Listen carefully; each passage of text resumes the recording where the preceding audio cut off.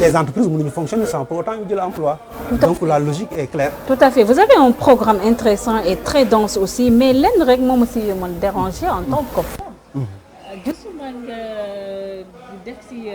def si benn pàcc bu am solo par rapport ak ñun jigéen ñi. te xam nga ne jigéen ñi ñooy société bi te ngeen bañ ko sélection. ñooy doxal femmes yi ñooy doxal. donc pourquoi nga fàtte bi. non fàttewuma femmes yi moom.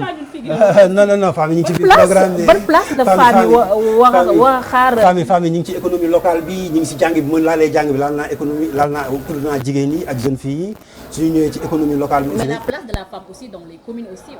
on doit en parler. non on l'a touché déjà ñun jàpp nañ déjà ci cadre faciliter les jeunes ñu accéder ci instance de décision yi. mooy ci comité yi yor wàllu santé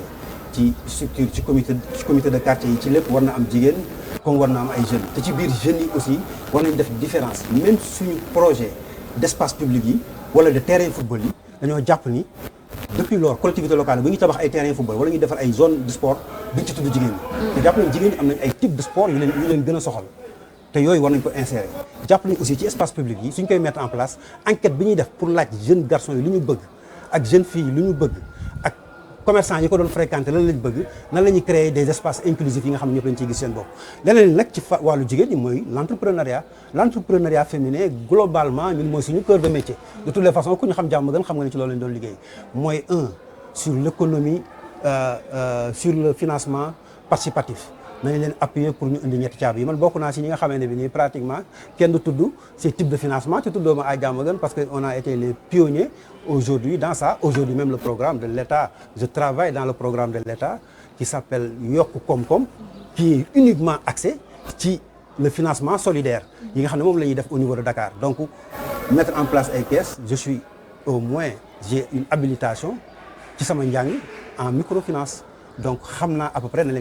j'ai accompagné beaucoup de mutuelles à être en place, mais j'ai accompagné aussi des groupes à partir de leur propre financement pour mettre en place des cadres qui sont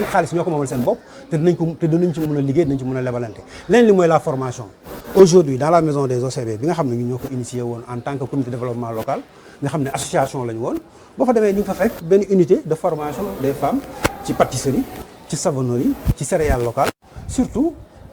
les jeunes filles aussi. jigéen ñi dañ leen utal ñi nga xam ne dañu teel a génn école dañuy rëcc ay centre boo xam ne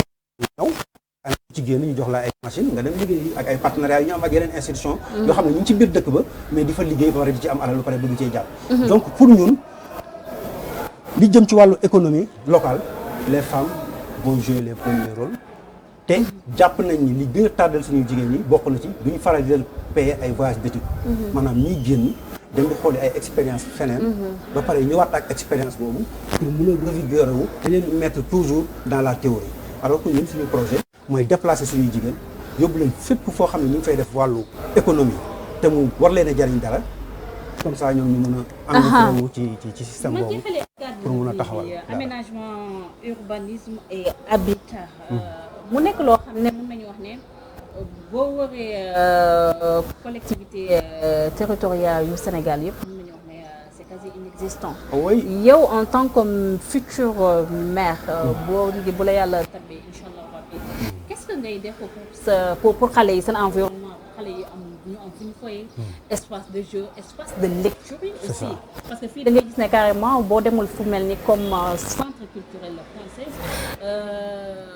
sa doom du mën a am sax accès à ces livres mel ni comme aussi équité sociale bi aussi foofu tamit les maires prendront ko en compte aussi. Oui, parce que ñun on a dit déjà on a 2 projets sur l'environnement et l'urbanisme mooy on va vers des projets quartiers jàpp nañ ni moom kenn mënul def développement local te population yi dugal ci seen loxo te jàpp nañ espace bi ñu gën a mën a identifier population yi mooy quartier yi donc on va vers l'installation de comités de quartier partout mais dans les comités de quartier aussi on aura au moins 4 projets par quartier benn projet bi ça va parler du pavage on va essayer d'organiser les jeunes pour eux-mêmes qu'ils gèrent le pavage de leur propre quartier parce que quartier war nañu fekk ay maçons ay jeunes yoo xam ne boo leen formé mën nañ def loolu ça veut dire que l'entretien de ces ou de ces rues en pavage dañ ko mën gérer deuxième projet de quartier bi mooy quartier bu nekk di nga am ay jeunes yu ñu formé ou les zones sur les plaques solaires ñu mën a assurer électrification bi mën a assurer réparation panneaux solaires yi nga xam ne duñu dépendre toujours à 100% ci électricité bi. léeg-léeg mu coupé yenn zone yi nekk zone d'insécurité ñëpp xam nañ banlieue bi nu mu tëddee. au moins une partie soit dans le solaire. La sécurité aussi. Oui, la sécurité. Beneen partie bi pour te dire pour ce même groupe ils vont aussi mettre des comités de vigilance. On aura des protocoles entre les comités de vigilance et la police. La commune lui-même dans ses contrats au lieu muy jël ay contrats ñuy bale mbedd kese on va prendre aussi dans nos contrats ay personnes yoo xam ne c'est des spécialistes dañoo demoon armée wala ñu nekkoon garde rapproché wala ñu nekkoon ci biir dëkk bi ñooñu defal contrat ñuy superviser les de vigilance pour bañ a am ay débordements pour que ces jeunes soient très formés tey boo wàccee arrêt Diamaguène wala nga wàccee arrêt Sicap wala nga wàccee arrêt Fass Mbao bëgg a dem sa kër ñu am ñu la jël si yóbbu sa kër et puis que les soient sécurisés mu am benn parce que jàpp nañ ni poste de benn commissariat la ñu am ak benn poste de police bu ñu amoon Sicap Mbao ñu am commissariat bu bees mais commissariat bi bu ñu xoolee ampleur dëkk bi mënu ko donc on pense que non seulement war nañu réfectionner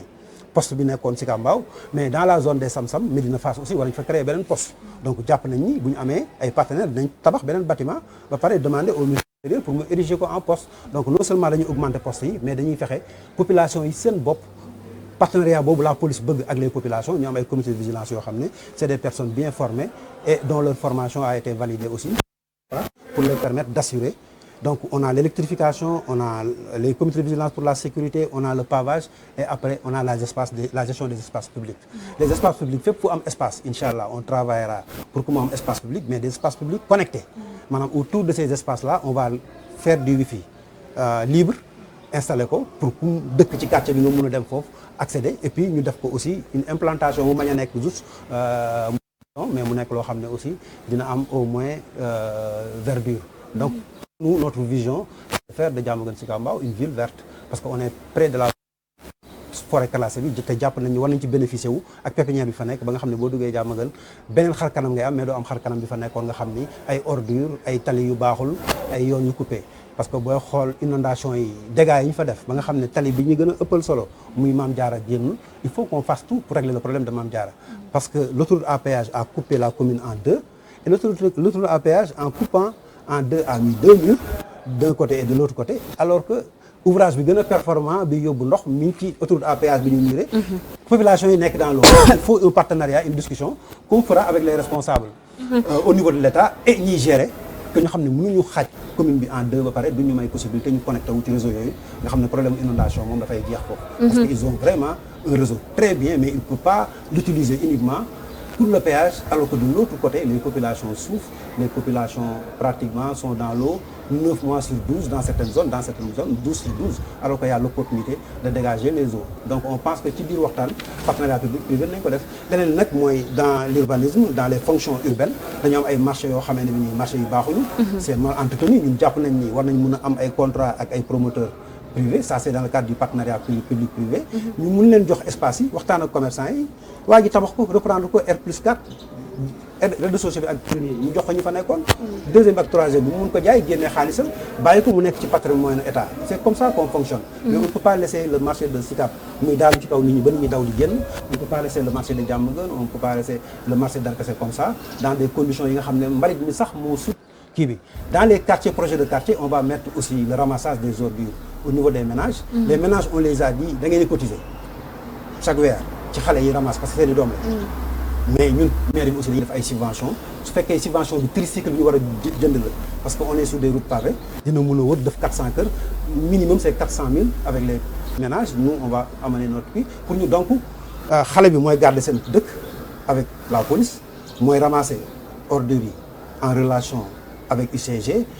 mooy réparer panneaux solaires yi avec l'ANER ba pare ci wàllu espace public ñoo koy gérer donc am ci xaalis di ci liggéey à partir des GIE qu'on aura créé donc c'est ça l'environnement pour créer de l'emploi mais c'est pas merci beaucoup maintenant de l'autre côté mooy bu ñu jëlee mbalit bi ba pare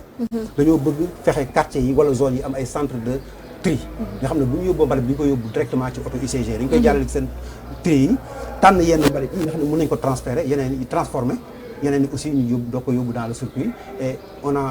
Dieu sait qu'on a beaucoup de partenaires qui sont prêts dans le cadre des déchets électriques électroniques à acheter certaines pièces. On a beaucoup de partenaires dans le cadre du plastique à acheter